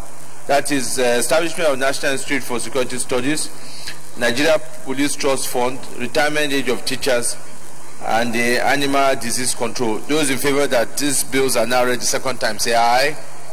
Those against, say nay. The ayes have it. Clerk of the Senate. Mr. President, distinguished senators, a bill for an act to provide for establishment of National Institute for Security Studies, Abuja, and for related matters 2019, second reading. A bill for an act to provide for the establishment of National Institute for Security Studies, Abuja, and for related matter 2019 is read the second time. Clerk of the Senate. Mr. President, distinguished senators, a bill for an act to establish the Nigeria Police Trust Fund and for related matters 2019, second reading. A bill for an act to establish Nigeria Police Trust Fund and for related matters 2019 is read the second time. Clerk of the Senate. Mr. President, distinguished senators, a bill for an act to make provisions for retirement age for teachers in Nigeria and for related matters 2019, second reading. A bill for an act to make provisions for the retirement age for teachers in Nigeria and for related matters 2019, second reading taken. Clerk of the Senate. Mr. President, distinguished senators, a bill for an act to repeal the Animal Diseases Control Act, Cap A17, Laws of the Federation of Nigeria, 2004, and to enact the Animal Diseases Control Bill for the purpose of prevention, detection, control, and eradication of infectious and contagious, transboundary and zoonotic animal diseases, the prevention of antimicrobial resistance through the control and regulation of use and administration of veterinary biologics, veterinary drugs, and chemicals in animals, animal products, and medicated animal feeds, as well as the sales and distribution of pet foods, veterinary medical devices, and other veterinary products, and for the enhancement of animal welfare and food safety, and for related matters 2019, second reading. A bill for an act to repeal the Animal Disease Control Act, Cap A17, Laws of the Federation of Nigeria, 2004, enact the Animal Disease Control Bill for the purpose of prevention, detection, control, and eradication of infectious and contagious transboundary and zoonotic animal diseases, prevention of antimicrobial resistance through the control and regulation of the use and administration of veterinary biologics, veterinary drugs and chemicals in animals, animal products and medicated animal feeds, as well as the sales and distribution of pet foods, veterinary medical devices, and other veterinary products, and for the enhancement of animal welfare and food safety, and for related matters 2019, second reading taken. Leader of the Senate. Mr. President, very distinguished colleagues, I move that the Senate resolves in the Committee of the Whole to consider the reports, clause by clause. Mr. President, distinguished colleagues, I second that the Senate resolve into a Committee of the Whole for a clause-by-clause consideration. Distinguished colleagues, those in favor of the motion that resolve the Committee of the Whole and consider these bills clause by clause, say aye. Those against, say nay. The ayes have it.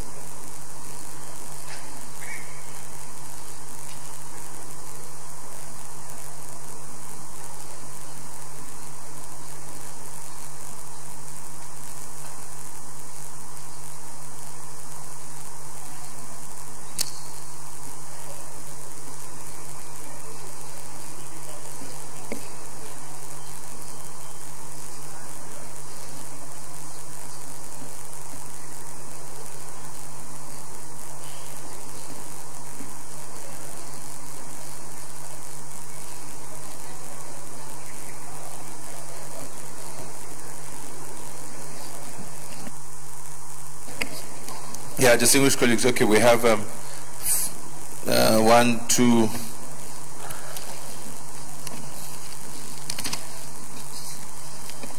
bills. First one, National Institute for Security Studies Establishment, etc., Bill 2019. We have 18 clauses here. All are being retained, so I'm going to move swiftly through them unless anybody has any specific objections to anyone. Those in favor of clauses 1, 2, and 3 say aye. To stand part of the bill say aye. Those against say nay. Ayes have it. Those in favor that are clauses 4, 5, and 6 stands part of the bill say aye. Those against say nay. Ayes have it.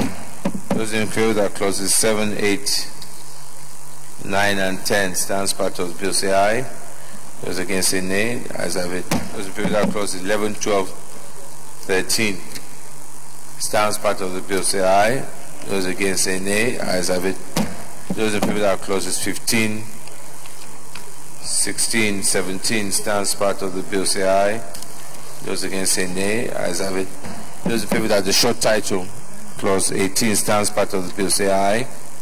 Those against say nay. Ayes have it. Those in favor that schedules 1 to 5 stands part of the bill say aye. Those against say nay. The ayes have it. Those in favor that the explanatory memorandum on page 13 stands part of the bill say aye. Those against say nay. The ayes have it. Those in favor that long title on page 1 stands part of the bill say aye. Those against say nay. The ayes have it. The next bill is the Nigerian Police Trust Fund Establishment, etc. Bill 2019. It has 29 clauses. So we can go through this. Page 1.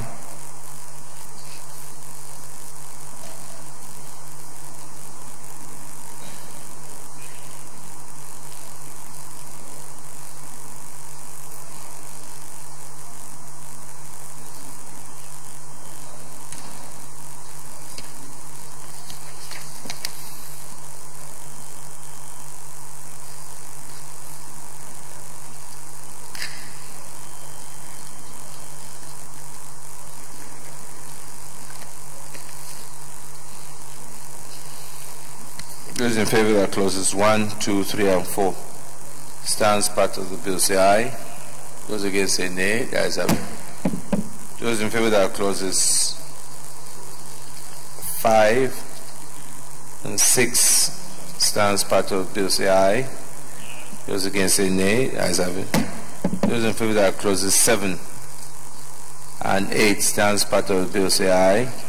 Those against say nay. The ayes have it. Those in favor that clauses 9, 10, and 11 stands part of the bill say aye. Those against say nay. Ayes have it.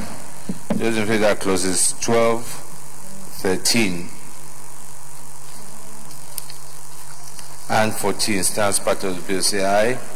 Those against say nay. Ayes have it. Those in favor that clauses 15, 16, 17 stands part of the bill say aye. Those against say nay. The ayes have it. Those in favor that clauses 18, 19, 20 stands part of the bill say aye. Those against say nay. Ayes have it. Those in favor that 21, 22, 23, 24, 25, and 26 stands part of the bill say aye. Those against say nay. Ayes have it. Those in favor that 27, 28, and 29 stands part of the bill say aye. Those against say nay. The ayes have it. Sorry, those in favor that 29 short title stands part of the bill say aye. Those against say nay. Ayes have it. Those in favor that schedules 1 stands part of the bill say aye. Those against say nay. Ayes have it. Those in favor that the explanatory memorandum on page 12 stands part of the bill say aye. Those against say nay. The ayes have it. And those in favor that long title on page 1 stands part of the bill say aye. Those against say nay. Ayes have it. The next bill is the harmonized retirement age for teachers. This only has 3 clauses. Those in favor of clauses 1, 2, and clause 1 and 2 stands part of the bill say aye. Those against say nay. The ayes have it. Those in favor that the short title stands part of the bill say aye. Those against say nay. The ayes have it. Those in favor that the explanatory memorandum on page 1 stands part of the bill say aye. Those against say nay. Ayes have it. Those in favor that the long title on page 1 stands part of the bill say aye. Those against say nay. The ayes have it. The last bill is the one on the Animal Disease Control Act, repeal and enactment bill 2018, HB 1268. These are 50 clauses. I'll move swiftly through this. I don't think there's any, unless anybody has any strong objections. Those in favor of clause 1 to 10 stands part of the bill say aye. Those against say nay. The ayes have it. Those in favor that 11 to 20 stands part of the bill say aye.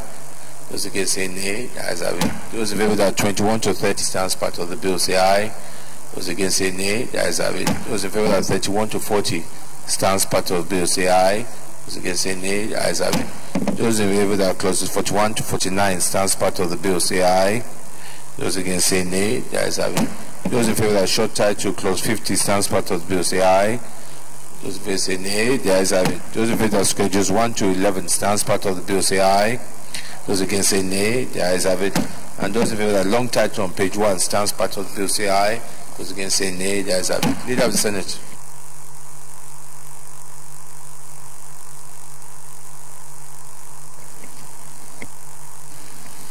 Mr. Chairman, very distinguished colleagues, I move that the Senate reverse the plenary for the charge to report progress. That the Senate revert to plenary to report progress. Those in favor say aye. Those against say nay. The ayes have it.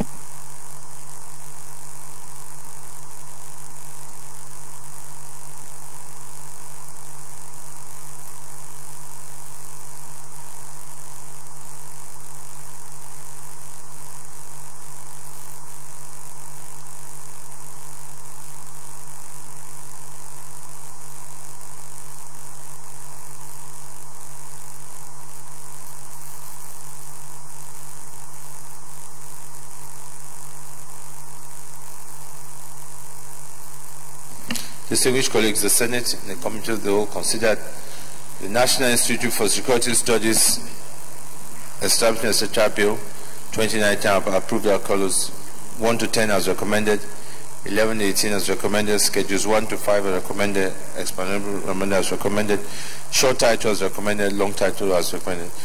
Is this a true reflection of what transpired in the Committee of the Whole? Distinguished colleagues, the Senate in the Committee of the Whole considered the Nigerian Police Trust Fund, etc. Bill 2019, and approved as follows: 1 to 10 as recommended, 21 to 29 as recommended, schedules as recommended, explanatory memorandum as recommended, short title as recommended, long title as recommended. Is this a true reflection of what transpired in the Committee of the Whole?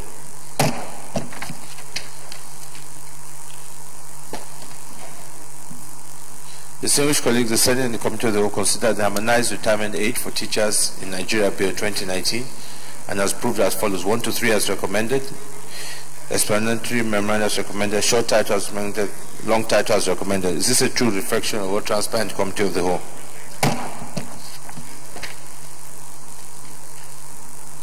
Distinguished colleagues, the Senate in the Committee of the Whole considered the Animal Diseases Control Act, repeal and enactment Bill 2018, and approved as follows: clauses 1 to 20 as recommended, 21 to 40 as recommended, 41 to 50 as recommended, schedules 1 to 11 as recommended, short titles recommended, long titles recommended. Is this a true reflection of what transpired in Committee of the Whole? Yes.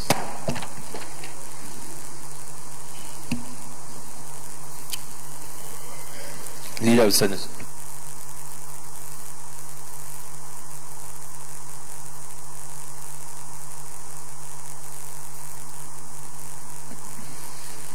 Mr. President, very distinguished colleagues, having successfully Mr. President, very distinguished colleagues, I move that the bills be now read the third time, one after the other. Mr. President, distinguished colleagues, I second that the bills be read for third time in order. Distinguished colleagues, those in favor that the bill National Institute for Security Studies Bill 2019 now be read third time, say aye. Those against say nay. The ayes have it. The bill on the Nigerian Police Trust Fund Establishment etc. Bill 2019. Those in favor that this bill read third time say aye. Those against say nay. The ayes have it. bill on the harmonized retirement age for teachers in Nigeria Bill 2019. Those in favor that this bill be read third time say aye. Those against say nay. The ayes have it. The Animal Disease Control Act Repeal Enactment Bill 2018 be read the third time. Those in favor say aye. Those against say nay. The ayes have it. Clerk of the Senate. Mr. President, distinguished senators, a bill for an act to provide for establishment of National Institute for Security Studies, Abuja, and for related matters 2019, third reading. A bill for an act to provide for the establishment of the National Institute for Security Studies, Abuja, and for related matters 2019 is read third time and passed. Clerk of the Senate. Mr. President, distinguished senators, a bill for an act to establish the Nigeria Police Trust Fund and for related matters 2019, third reading. A bill for an act to establish Nigerian Police Trust Fund and for related matters 2019 is read the third time and passed. Clerk of the Senate. Mr. President, distinguished senators, a bill for an act to make provisions for the retirement age for teachers in Nigeria and for related matters 2019, third reading. A bill for an act for the provisions for retirement age for teachers in Nigeria and for related matters 2019 is read the third time and passed. Clerk of the Senate. Mr. President, distinguished senators, a bill for an act to repeal the Animal Diseases Control Act, Cap A17, Laws of the Federation of Nigeria 2004, and annex the Animal Diseases Control Bill for the purpose of prevention, detection, control, and eradication of infectious and contagious transboundary and zoonotic animal diseases, the prevention of antimicrobial resistance through the control and regulation of the use and administration of veterinary biologics, veterinary drugs, and medical and chemical in animals, animal products, and medicated animal feeds, as well as the sales, distribution of pet foods, veterinary medical devices, and other veterinary products, and for the enhancement of animal welfare and food safety and for related matters 2019, third reading. A bill for an act to repeal the Animal Disease Control Act, Cap A17 Laws of Federation 2004, enact the Animal Diseases Control Bill for the purpose of prevention, detection, control, and eradication of infectious and contagious transboundary and zoonotic animal diseases, prevention of antimicrobial resistance through the control and regulation of the use and administration of veterinary biologics, veterinary drugs, and chemicals in animals, animal products, and medicated animal feeds, as well as the sales and distribution of pet foods, veterinary medical devices, and other veterinary products, and for the enhancements of animal welfare and food safety, and for related matters 2019 is read the third time and passed. I want to thank all our colleagues for this concurrence, particularly the bill on the Nigerian Police Trust Fund. We feel with the passing of this bill, we would be making big strides towards providing and improving the security and the police in our country. One of the major concerns has always been the issue of funding. We believe with this bill, the provider of funding will be adequate for training and equipment and ensure that one of the greatest challenges we're having is the issue of security. And I'm confident that by the time we also tomorrow lay the report on police reform, we'll have gone a long way in putting and reorganizing and really putting the police in the right direction as it should be. And it is our view, I'm sure many of us, that once we have the police doing the work that they should do, we'll reduce the burden on the military to really focus on their constitutional responsibility, which is territorial integrity. So I thank you all colleagues for this. Leader of the Senate. I call you Leader of the Senate. Go ahead. Mr. President, very distinguished colleagues, having concluded today's proceedings on the order paper, I hereby move that the Senate do adjourn till tomorrow, Wednesday, the 10th day of April 2019 at 10 a.m. Just before I call on the minority leader seconder, Chairman Appropriation, I can't see me, but the Vice Chairman is here. If you remember last week, we made a commitment that by Thursday you'll be laying the appropriation bill. We want to find out how much progress you've done with your committees, whether everybody has submitted a report, and whether you're on course for that. So can't you inform us where we are? Mr. President, distinguished colleagues, my name is Senator. Mr. President, we're still having some challenges with the subcommittees on appropriation, because out of the 61 committees that we have, only about 24 committees have submitted their reports, and we're unable to go ahead and write the appropriation report unless we get further directives from here. Our request would have been that we'll be allowed to now prepare this report, even on behalf of the committees that have not submitted their report. So that's where we are now. Okay, well, it's unfortunate that we have only 25 committees have 24 have submitted report. Last week, we all took a decision here that we're not going to waver on our position. Our position is very, very clear. Like all committees should submit, and those that don't submit, then the appropriation should use executive submission. So I think that position is still where we are, and I want to appeal to all our committees. You really have just till tomorrow ready to make sure that the report gets to you, because Thursday you must lay this report here, Vice Chairman of Appropriation. If you don't get a report from our committees by tomorrow, then you just use the submission of the executive. But come Thursday, here you must lay that report, and that is the position we have taken. Minority Leader. Thank you, Mr. President. Very distinguished colleagues, I rise to second the motion that the Senate will stand adjourned till 10th April at 10 a.m. tomorrow. I so second. Before I take that motion, announcement: Conference Committee on the Refugees Commission. Committee members are Senator Onyako, Senator Kabruga, Senator Sabo Mohammed, Senator Jeremiah Sini, and Rezu Oko. Please meet with your counterparts in the House for Conference Committee. Distinguished colleagues, those in favor that the Senate hereby adjourn till Wednesday, the 10th April 2019 at 10 a.m. say aye. Those against say nay. The ayes have it. Senate is accordingly adjourned till Wednesday, 10th April 2019, 10 a.m. prompt.